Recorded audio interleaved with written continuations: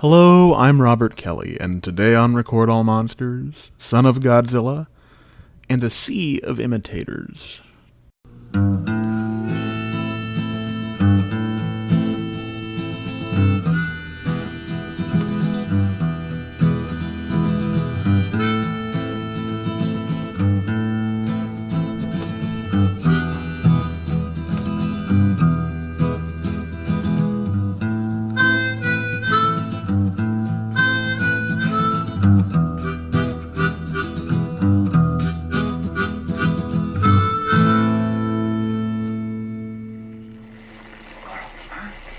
'What kind of egg do you think it is? Oh, I don't have any idea.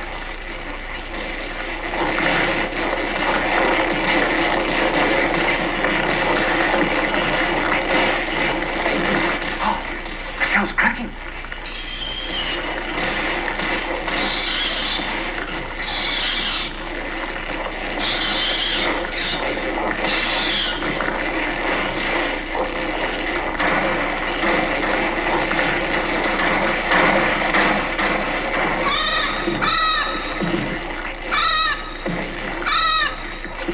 It hatched.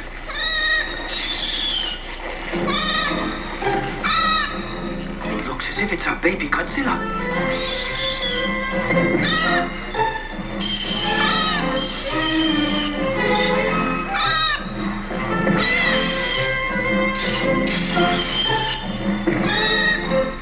Those insects can hurt the baby Godzilla.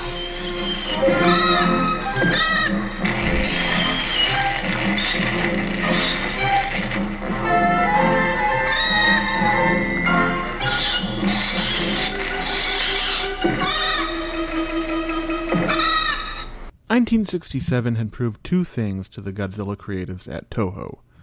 One, they were no longer the only studio that could make these things. And two, these things were more and more becoming children's films. Their flagship kaiju series had to address both of these issues, especially since it was planned as Toho's New Year blockbuster at the end of 1967. Son of Godzilla embraced it all, and is a very charming little film, if I may say so. The success of Ebirah Horror of the Deep, as it were, had also convinced Tomoyuki Tanaka that the Godzilla franchise was in good hands with Jun Fukuda directing, Taisho Arakawa doing the special effects, and Masuro Sato composing. So they were kept on board. With the next film, this one, skewing even younger than the previous year's teen-focused island adventure, Tanaka came to series writer Shinichi Sekizawa with the idea of Godzilla having a son. The initial draft of the film was darker, with the titular son of Godzilla being an adolescent who had a destructive bent. The character we finally got was quite different, and has been the subject of much controversy in the American and English-speaking world of Godzilla fandom. He is very cute. I have that word in quotation marks here in my script. Courtney thinks he's very cute. Many people say he does not look like a baby Godzilla, that his features are too squishy. I'm not sure what a baby Godzilla would look like, though, since Godzilla is a fictional monster. Manila is as good a guess as any in my book. Let's talk a little about that name, Manila. First of all, I grew up knowing him as Minya, from the Godzilla's Revenge dub. Second of all, it was decided on through a contest where over 8,000 fans submitted names that were entered into a raffle. Third of all, it is one of my favorite kinds of words, a portmanteau, a combination of miniature and Godzilla, which is why the pronunciation of Manila is correct. Manila was played by Masabo Fukazawa, a dwarf wrestler who performed under the name Little Man Machan, and he played the monster in all three of his Showa-era appearances. Godzilla was only played by our friend Haruo Nakajima during water scenes, using the suits from the previous two movies. The new suit, designed to be bigger in every way in order to emphasize the size difference between Godzilla and his adopted offspring, proved much too large for Nakajima, and so he was unable to do the land scenes. Toho turned to professional baseball player and actor Seiji Onaka to portray the monster monarch. Onaka was quite tall compared to Nakajima and filled out the suit. This wasn't his first time in a giant monster movie, but it was his first time in one of the suits. Previously, Onaka had appeared in various roles in Rodan, The Human Vapor, King Kong vs. Godzilla, Mothra vs. Godzilla, and 3 episodes of Friendly Monster Busca, which we do a little special report on in our first season. He would go on to make 3 more appearances in Destroy All Monsters, Latitude Zero, and Space Amoeba. His time as Godzilla was short-lived, though, as he hurt his hand early on in production, and was replaced by Hiroshi Sakita, who had played the heroic brown gargantua Sanda in the previous year's War of the Gargantuas. The antagonist monsters in this movie were not played by suit actors, because they were essentially elaborate marionettes, brought to life through wire work. Kamacuras and Kumonga, a swarm of giant mantises and a giant spider, respectively, may seem like pretty basic creations, but they're really quite amazing feats of special effects work. The attention to detail present on them, including coarse, bristling hairs and frightening mouths, are quite disturbing. And while the Kamacuras pose no problem for Godzilla, they nearly kill Minilla before the Big G comes to his rescue, and Kumonga proves dangerous to all the other monsters present on Solgel Island, as well as the human characters. Our lead character is a journalist, but not in the mold of Akira Takarada's Ichiro Sakai from Mothra vs. Godzilla, or even Frankie Sakai's lovable but silly bulldog from Mothra. Goro Makai is played by Akira Kubo, who had played the dorky inventor boyfriend in 1965's Invasion of Astro Monster, and he's a flamboyant and stubborn journalist who came to the island on a hunch, a correct hunch, that something newsworthy was happening there. He parachutes down in a bright red Hawaiian shirt, tells the scientists there to help him with his luggage, and then refuses to eat until he's allowed to help on the project. They're there conducting weather experiments on behalf of the UN, and when it goes awry, it releases extreme heat and radiation, causing the already man-sized gigantises, which is the name you'll hear for the Kumonga, or the Kamacuras if you're watching either English dub, to grow almost 10 times their previous size. Also of note is Beverly Medea, our lead actress. A Japanese-American actress, she plays Riko, a feral young woman who is stranded on the island as a child. Her knowledge of how to survive among the monsters in extreme conditions allows the crew to complete their work just in time for the climatic battle between Godzilla, his son, and Kumonga. There were 2 English dubs for this one. An international one done by Frontier Enterprises at Toho's request, which is the one Courtney and I watched for this, and one by Titan Productions for the Walter Reed organization. The latter was directed by and starred Speed Racer himself, Peter Fernandez, as Goro. Unless you're in possession of the VHS tape, this dub is a lost version of the film. I, however, do have the VHS of this movie and enjoy it regularly, as it's the one I grew up with, and it's the one you'll be hearing audio clips from at the end of this essay and that you heard at the beginning. This movie seems to be finding an audience again, as it seemed to be pretty well regarded initially, even though it sold fewer tickets than Ebirah. But when I first got on the internet to look at Godzilla stuff way back in the 90s, it was quite derided. I always liked it, and it was one of the first Godzilla movies I owned my own copy of. If not the first Godzilla movie I owned my own copy of. We'll get more into my nostalgia for Manila later this season, but for now, check this movie out. It's silly and fun, and the effects are good, even if this Godzilla suit looks like somebody stuck his head in a coffee can for several days.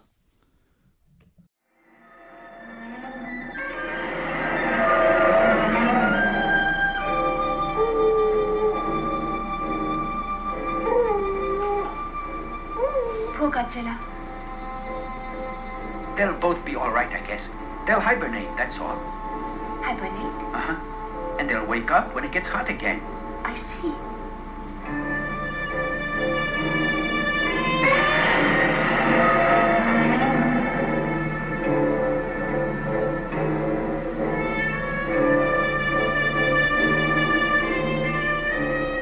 sign of a ship yet. What's it? Oh, it's heading for us!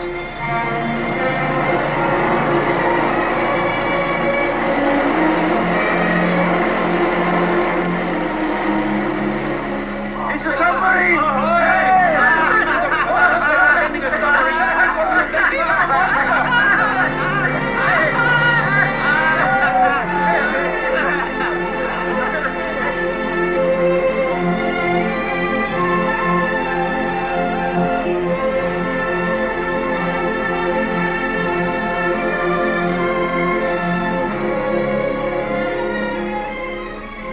Safe on the island, and they're going to return to normal as soon as all that snow and ice is gone. Are they? Yes, the island's their home. I'll see you again. Yes, sir. Men are alert. Successful mission.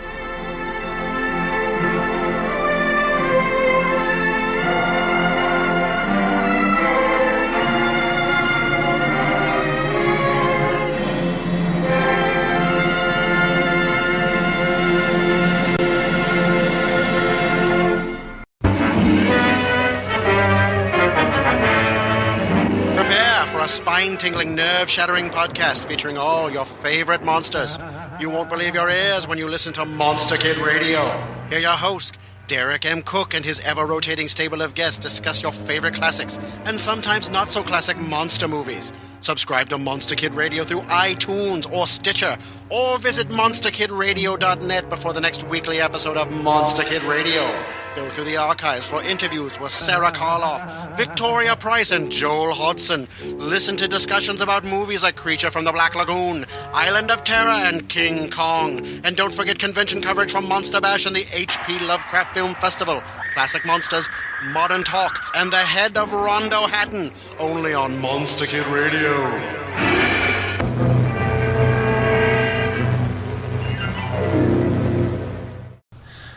Hello, welcome back to Record All Monsters. Today's special guest is the one and only incomparable Courtney Meissner Kelly.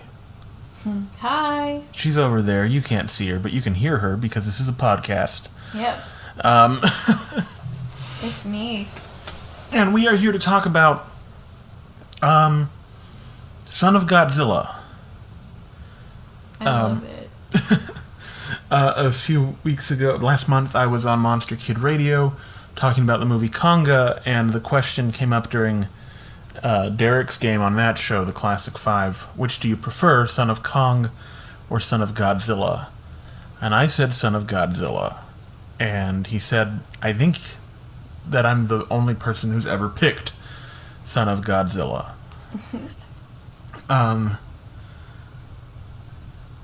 We go a little bit into my experience with the movie in the essay. So, Courtney, let's hear where you come from with it.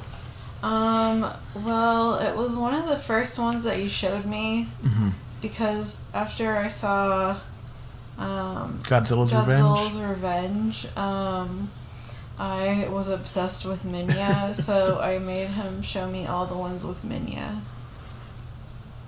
Yeah. We watched this one pretty early in our relationship. He's just so cute. I just love Minya so much.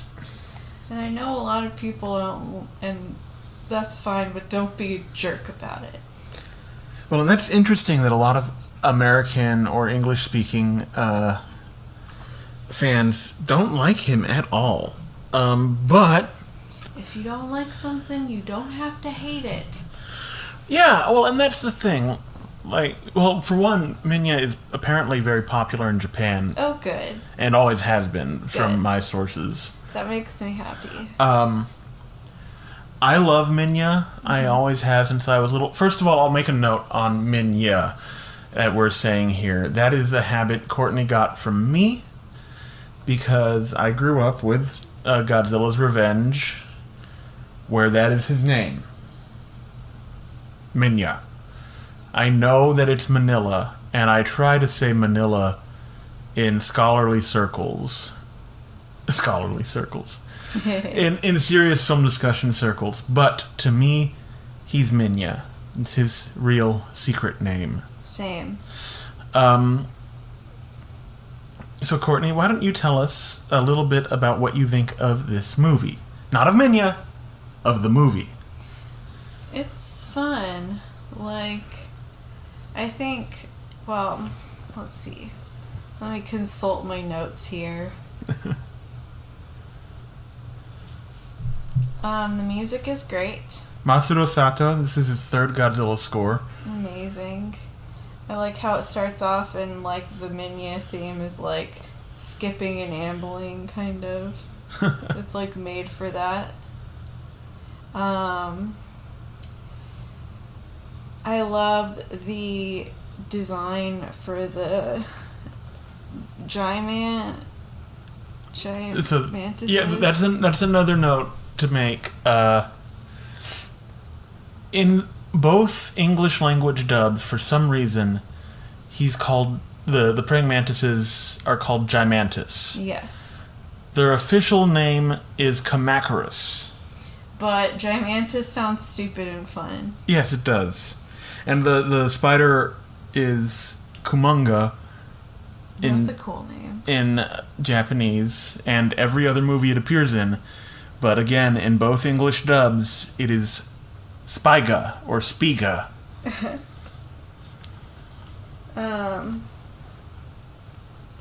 So I like the design for the praying mantises. I think they look really cool. I love when it shows them from the, like, jungle at night and their eyes are like headlamps. Oh, yeah.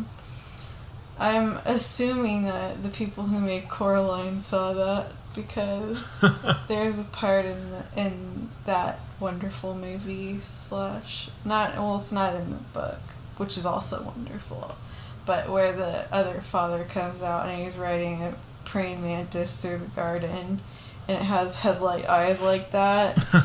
I just think that's really cool, like, design-wise. It's a great design, and they're done with marionettes. There's cool. There's no suit because of the nature of the beast. No, because they are all legs and thorax. The one that he fights at the end, though, that's a baby one, right? I don't think so, because when you see them attacking Minya's egg and Godzilla shows up, they're about half Godzilla's size. Gotcha. Which we touch on it in the essay. Godzilla is not played for the first time by Haruo Nakajima through the bulk of this movie. He's played by... I have their names here.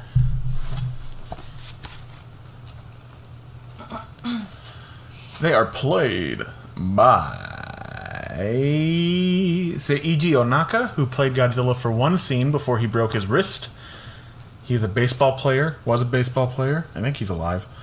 And Hiroshi Sakita, who had been in War of the Gargantuas as one of the Gargantuas, and I think he played Gorosaurus at one point in Destroy All Monsters. But, so yeah, this is the first non-Nakajima Godzilla performance.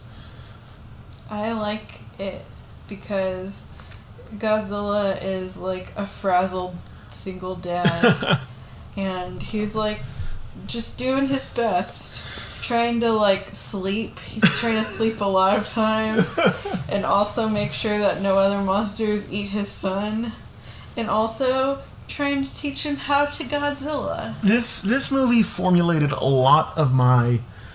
This movie of Son of Godzilla and Godzilla's Revenge formulated a lot of my what Godzilla does on a daily basis. Yes. He walks around, picks fights with other monsters, sleeps. Another thing we should talk about is what do you think the life cycle of Godzilla's species is? Because this movie opens with sound waves interrupting radar on a cargo plane. Mm-hmm. And they see Godzilla, and they're like, oh no! And then he just passes them, heading in the direction the sound waves are interrupting from. Oh, so when he's about to hatch, the baby will maybe send out that ray, and so technically that's part of them. I think so. So, Toho has said on many occasions that Minya is Godzilla's adopted son. So maybe that's like a, in Godzilla world, evolutionary thing. Well, see, I wonder if they... In Godzilla world, they do this. Also, I wonder if in the species, the female lays the egg and then goes off to wherever, and when the egg is going to hatch, the offspring sends a sonic signal, and the male comes and raises the offspring. I mean, there are animals that do that. Yeah. So, like, the female, it's almost like a sea turtle thing. Yeah. Come on land, lay the egg, and then piss off. Ghost. I never knew my mother. This movie has a very special place in my heart for a number of reasons. One being a big weird kid all of my life, and having a very stern but loving father. I related to Minya pretty intensely. I love when he's playing and Godzilla's trying to sleep. And he's like half asleep, but then he's like moving his tail around because Minya starts to play with his tail.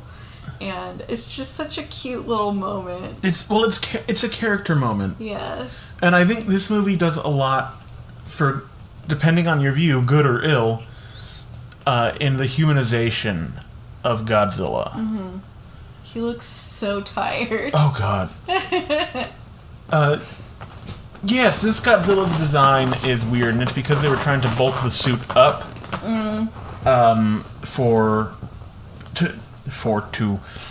in order to make the size difference between him and Minya more noticeable. I don't hate it. It's very squish-faced. You can see, especially in that scene, the spines on his back that go all the way down through his tail. Mm-hmm. And you can see those on Minya too. He just has like 6.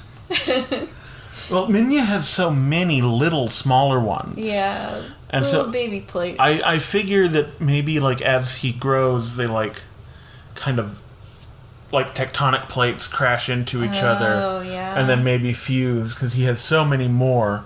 You don't think he sheds them like baby teeth? He might. I don't know. I really think one of the things this movie doesn't really answer, and that we don't get any better answers in the Heisei era, is, even though we see more developmental stages, is just how Godzilla goes from crying Pillsbury Double Kaiju to Godzilla. Yeah. There is a chart somewhere floating around on the internet that is from Minya and then 2 adolescent stages to the Godzilla vs. Mothra Godzilla, which I think is how they conceptualized it. I think it's actual concept art. I don't know.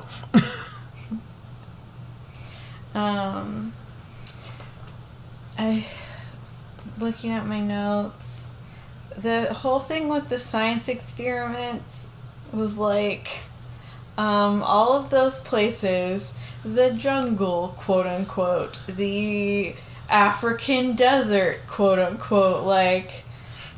I think that is better done than a lot of other kinds of movies like this, where he says specifically the African deserts and the jungles of South America and the Arctic tundra. Okay.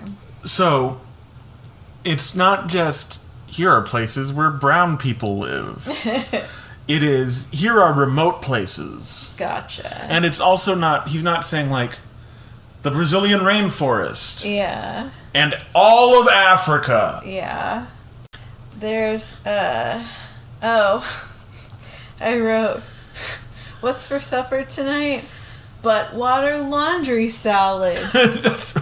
Because he's washing it in the like bath and laundry water. I want to talk a little bit about our main character, Goro. Mm-hmm.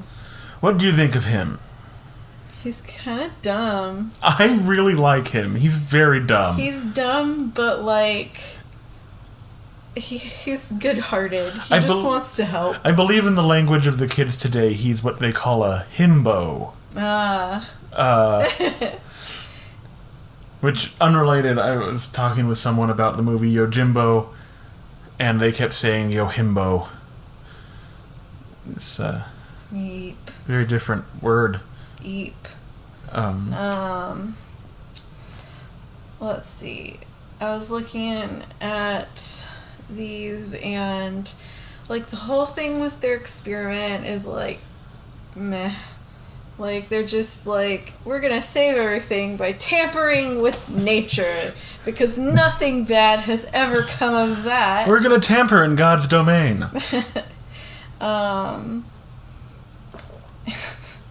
When they introduced Ryko,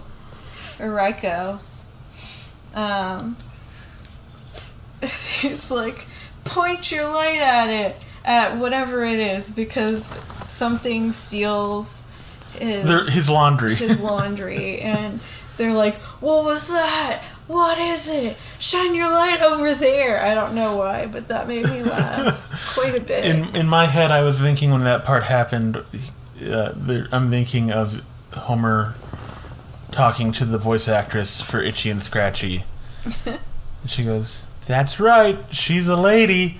A beautiful lady. Yeah. But get ready to shine your light at it. That'll get it.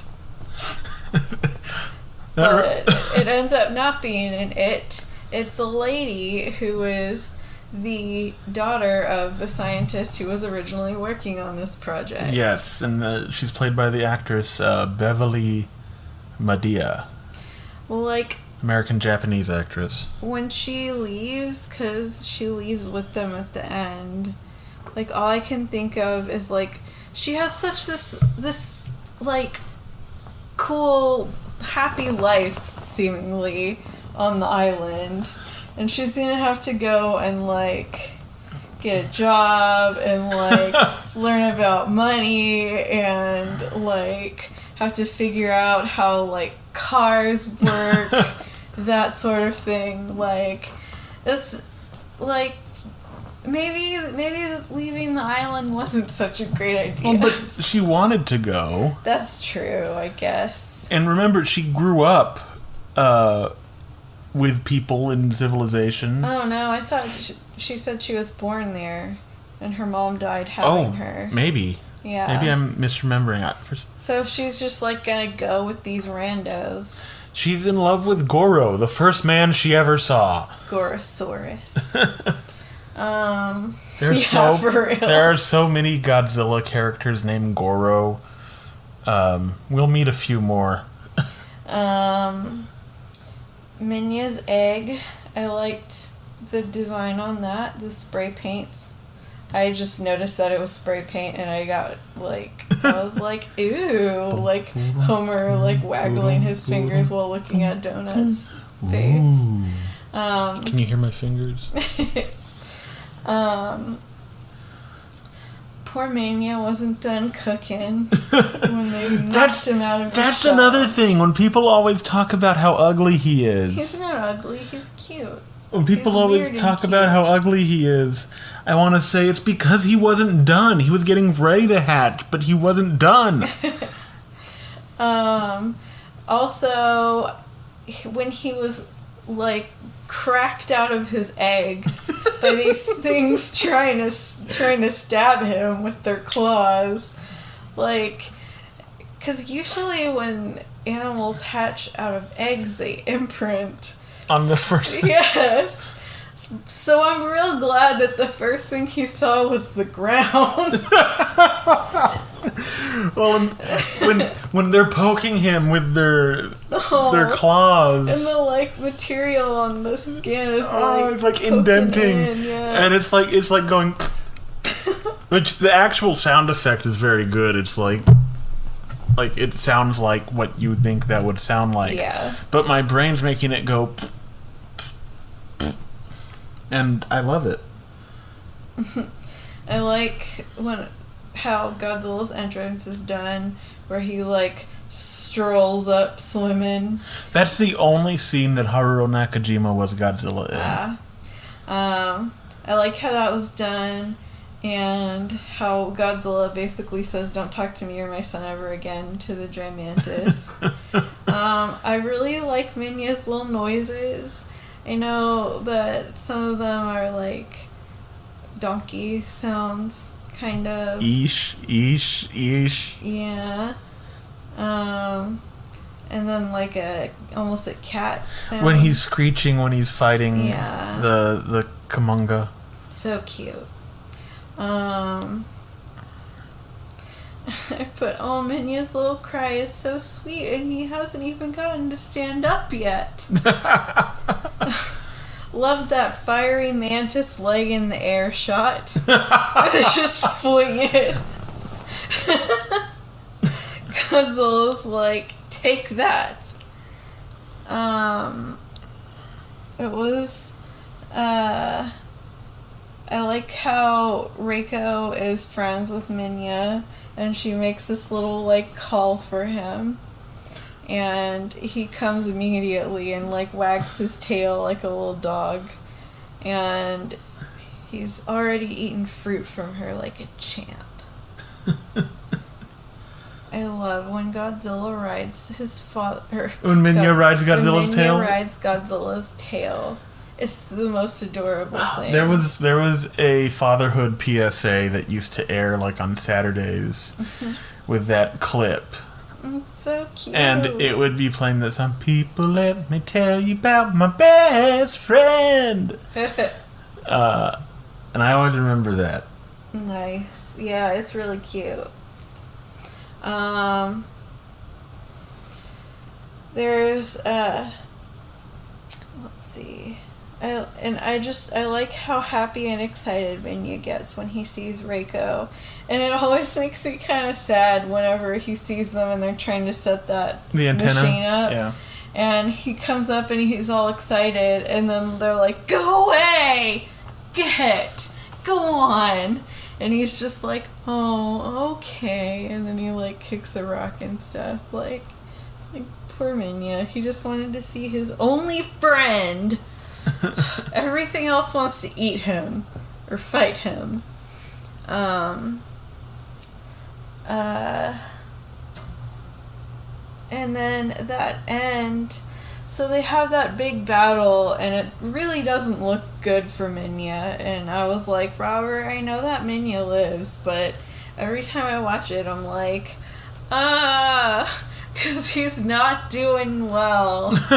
Until Godzilla comes, and then they both get the spider, but then they fall asleep, and it makes me so sad, because they just went through this like rough battle, and they were both kind of falling apart there for a little bit, and then they don't really get any time after that to like just hang out. They're immediately like frozen. I love the score at that point. It's very nice. Again, Masaru Sato can do no wrong. He said in an interview in this book I have, Monsters Are Attacking Tokyo, he says that he has to emote for Godzilla because Godzilla's an animal. Mm-hmm. So we have to understand Godzilla's feelings, he has to put that in the score, which I love because it's the opposite approach of Ifukube, who scored the other Godzilla movies, who had the objective of putting us in awe and terror of Godzilla, which makes sense. But at this point, we're 7 movies into the franchise, or 8 movies. Yeah, 8 movies into the franchise. So it's nice to see. Yeah, it's something different than what we've seen before. Like, you're allowed to have fun in monster movies. Well, and that's part of the point of this podcast. Yeah. And like, that scene where Minya falls and he's like, kind of like crying because he's like, wait. I cry every single time during that scene. Every time. And then Godzilla can like barely walk and he comes over to him and just holds him. And they fall asleep together with Godzilla hugging his son in this like snow globe island now. I would love a snow globe of that. Yeah. Or like a Christmas ornament of that's in a snow globe. Yeah. That would be beautiful. Yeah. But it's a really nicely done, but it's like, man, we couldn't just let them chill for like a second. It's like everything is like jammed into that like. That's how life be sometimes. Don't I know it? Sometimes like that it be. One thing that I didn't like was Reiko kept saying like red's for girls and like colors have no gender. People can wear whatever they want. Well, and I think part of the thing about that is Goro is a very unconventional leading man. Yes. For a number of reasons. And he's played by the goofy sidekick actor. Yeah. He was the goofy brother-in-law who wound up saving the day in Invasion of Astro Monster. Woo. And he was one of the nameless samurai in Sanjuro who were all kind of dumb and well-meaning. Much like his character here. Yes. And like, I get it, but like, they did it in a dumb way. Like, just the thing with the colors. Like, first of all, I'm pretty sure she was born on the island, so like... Maybe her dad was like really misogynistic. Maybe he just hated the color red. I don't know. But that was weird to me. Also, there was another part where she was like, are you really a man? And it's like, please, no. Stop. Yeah. Like, no. So we watched the international dub, which is different from the dub I grew up with. In that dub, Goro's voice is higher, and he's voiced by Peter Fernandez. Nice. Who was Speed Racer. Yay! He had also directed that dub, and I think it's much nicer, flows more naturally, and I think even that is handled better, and I think it's like more defensive. The way she says it, like she's embarrassed. It sounds like she doesn't know. She's embarrassed to have been stealing from him. Oh, okay. And she's like, well, this is red is for girls, and what are you, a boy? Gotcha. So that was something that I didn't like. One thing that did stand out to me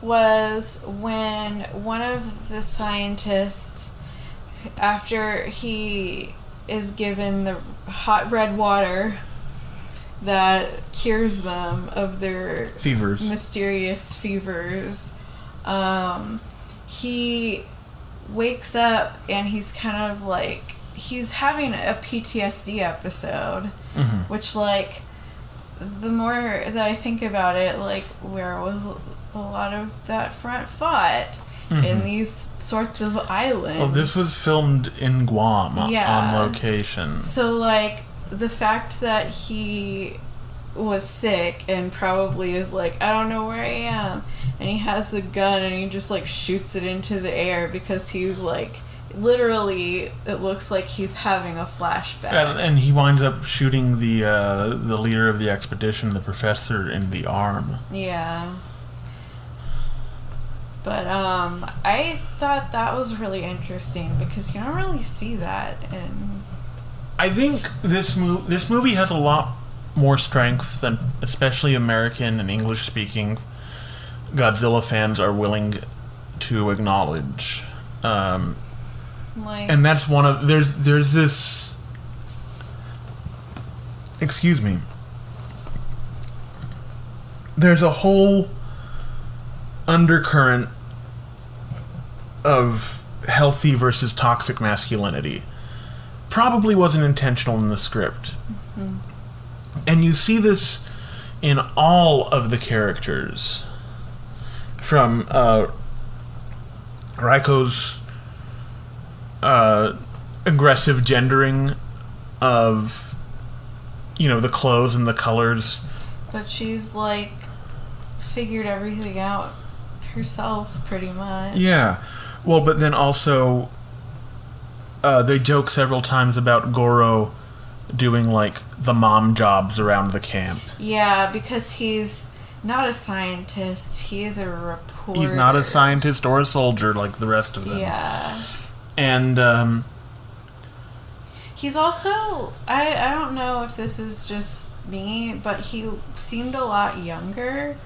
So he may not have had that experience. Maybe he is younger, but one thing about him is he's definitely the most confident of them. Like when he lands, he is saying, "Hi, how's it going? I'm a reporter. Take my bags." I think that there is a lot to be said in this movie about masculinity, and even in the character of Godzilla.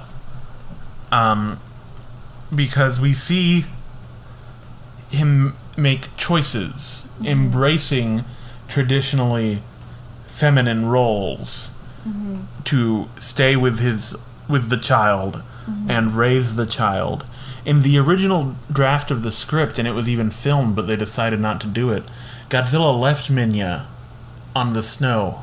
No. But they couldn't do that. Yeah. That would have just ruined it for me. It would have been like the original ending to Little Shop of Horrors. Yeah. Like, oh, so, okay. These people who can't catch a break the whole movie get a break, and then... They don't. Yeah. So, I think that's something that, I'll probably explore more deeply in a few other things. Yeah, it's really fascinating to me, just like that idea behind the whole thing. So we'll call this Son of Godzilla, subtitle Godzilla versus Gender Norms. It's time for us to take a break before we head into the game show. Woo! So you listening, you listeners, enjoy... You listening listeners... Enjoy whatever I'm able to scrounge up to stick here in the break slot. And we will see you on the other side of it. By the way, we are looking for advertisements. Our previous advertiser, our contract is up. And if you know of someone who would be willing to pay money to put a message on this show, we reach, on average, first listens... several hundred people, and over the course of each episode's life, it hits several thousand, so... Wow. Enjoy this break! The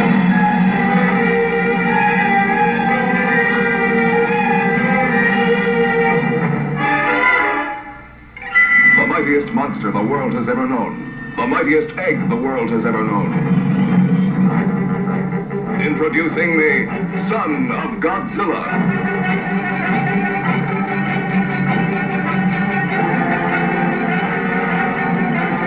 The fantastic red water, one of the many weird natural phenomena on mysterious Solgel Island.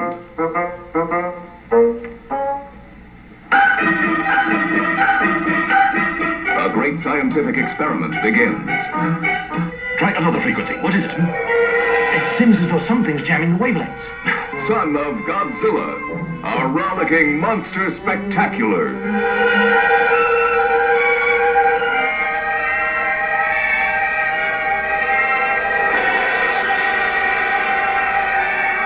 See how a baby monster becomes a monstrous monster.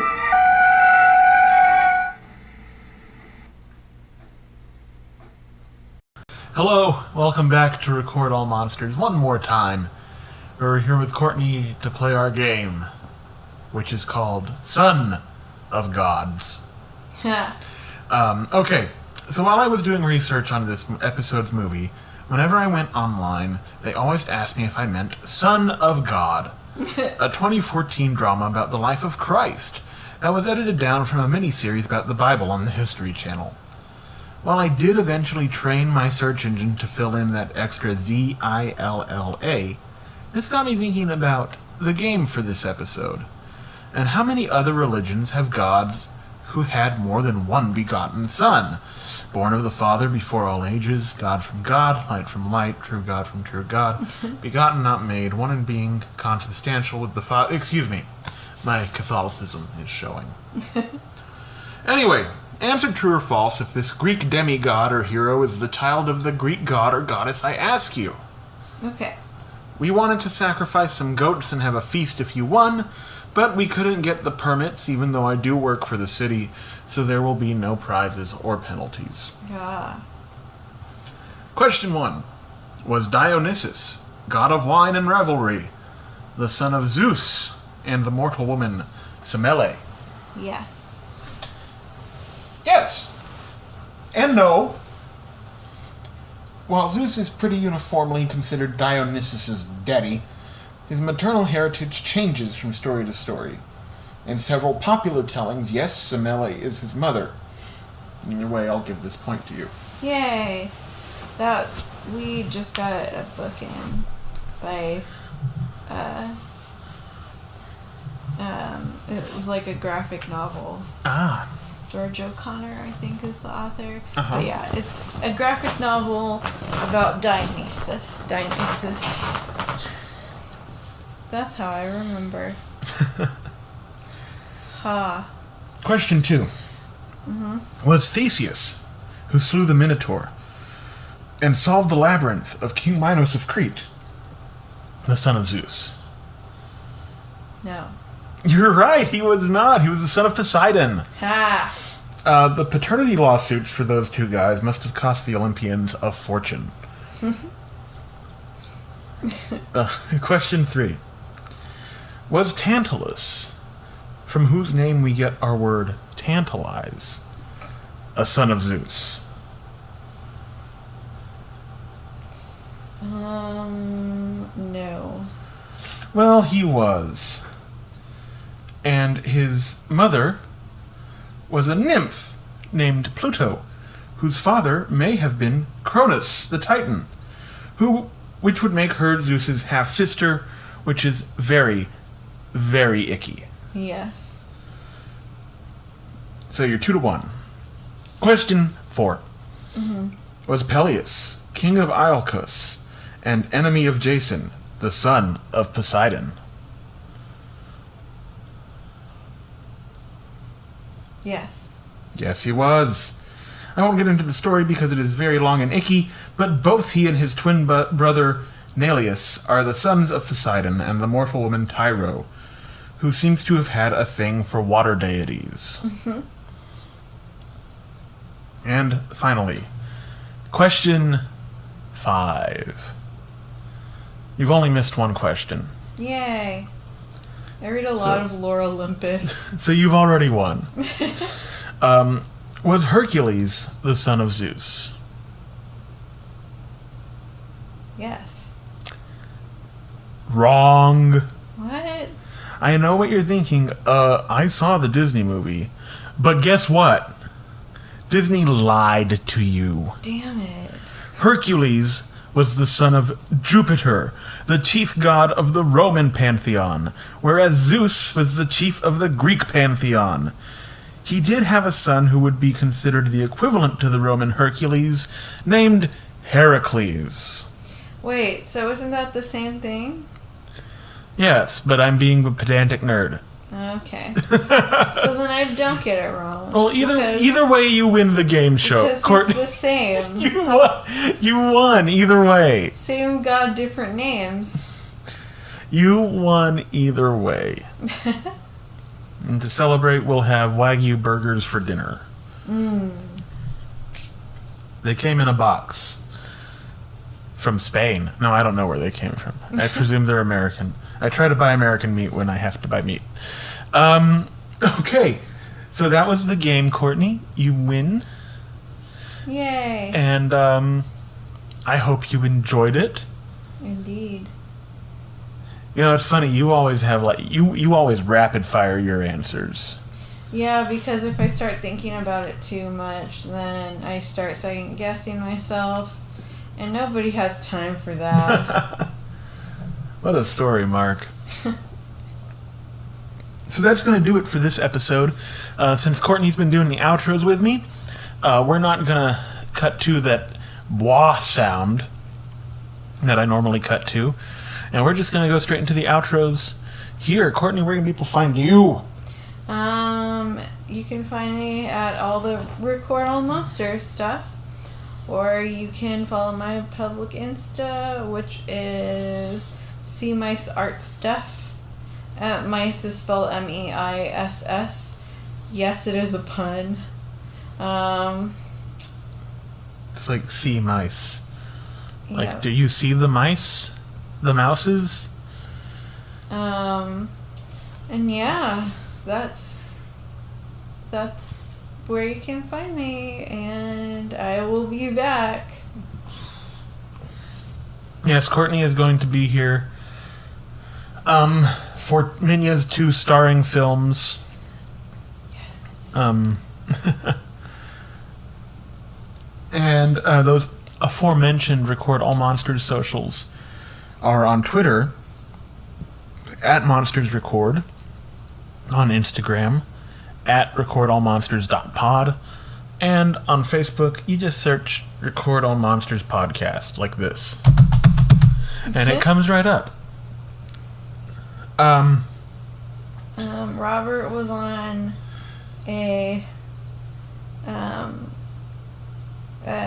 YouTube. Yes, there will be a link below to a YouTube video that has a guest appearance I did on a show called Tomahawk and Stew. Tomahawk and Stew pitch a podcast. And So it's not Godzilla related, but still adjacent. it's a lot of fun. It was just Yeah. Tomahawk and I are in a couple of the same Facebook groups. He reached out to me, and I thought it sounded like a really good time. And if you go and watch that video and leave a comment on it, he and his co-host are doing a $10 gift card, a Visa gift card giveaway. So you just have to leave a comment that isn't being mean, and you're automatically entered to win every month. Yeah. Maybe just don't be mean in general. That's a good idea. Because, like, life is hard enough. Yes. Which yeah. I've also recently recorded a guest spot to be on Season 8 of the podcast Japan on Film, where we'll be talking about Sanjuro. That is not out yet. And he is also not the person I was speaking with who mispronounced Yojimbo. He speaks fluent Japanese. So he knows that the J makes a J sound in Japanese. He corrected my pronunciation of Masaru Sato, too, and I was so embarrassed. If there's a video version, you'll be able to see me go completely red. Aww. He's only one of my favorite film composers. We are... this is the last week to get your nominees in for the rondos. Your not your nominees, your votes, your ballots. This is the last week to do it. They're due March 17th, midnight your time. We are nominated once again in the Best Podcast category. If you want to vote for our friend Nathaniel Ross Smith for Best Artist, that is a writing category. I have a small portfolio of things. If you contact us at recordallmonsterspod@gmail.com, we will... I'll send those to you, and you can attach whichever one you like best in your pick for Best Artist. In addition to that, we are looking to have a monster mailbag pretty soon coming up here.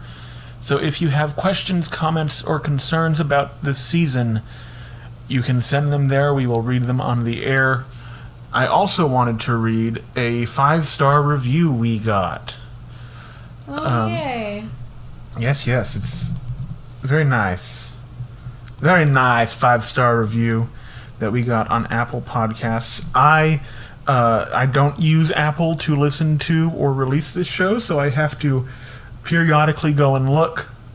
And I did the other day, and this review was from November. It is from Monkey King 90039, and he posted it in November. Monkey King, I'm so sorry. Forgive me, Sun Wukong. Evident passion and knowledge of all things monstrous. Discovered Record All Monsters when one of them guested on Burn after pitching. This is a fun and informative podcast. I especially enjoyed revisiting a childhood favorite, Frankenstein Conquers the World, and learning its connection to King Kong vs. Godzilla. The Johnny Sacco recaps are also fun. Monkey King 90039, thank you so much. We hope you're still enjoying the show.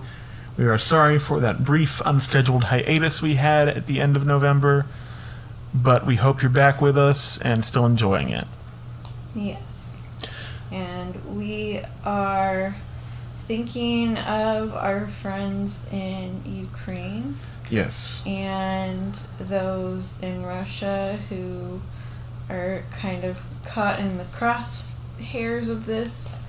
And opposing it, and whether vocally or internally because of the danger in vocally opposing it. Mm-hmm. We're going to end this on the serious note that we are praying for the people of Ukraine and Russia and everyone in between. We have, just on the level of this podcast, we do have listeners in both countries. I have friends who are from and live in both countries. So it is real. It's affecting them more so than us, and they're in our thoughts. And I haven't. It's very difficult to kind of vet charities and such that you can find here, especially while Ukraine is being occupied and we're not sure what's going to be going where. Mm-hmm. If you know of any reliable charities, you can send them to us. We'll share them on our social medias. Yes. But on that note, little solemn note for today, we're going to go ahead and call this episode. And no matter what situation you're in, remember that monsters, like us, are your friends.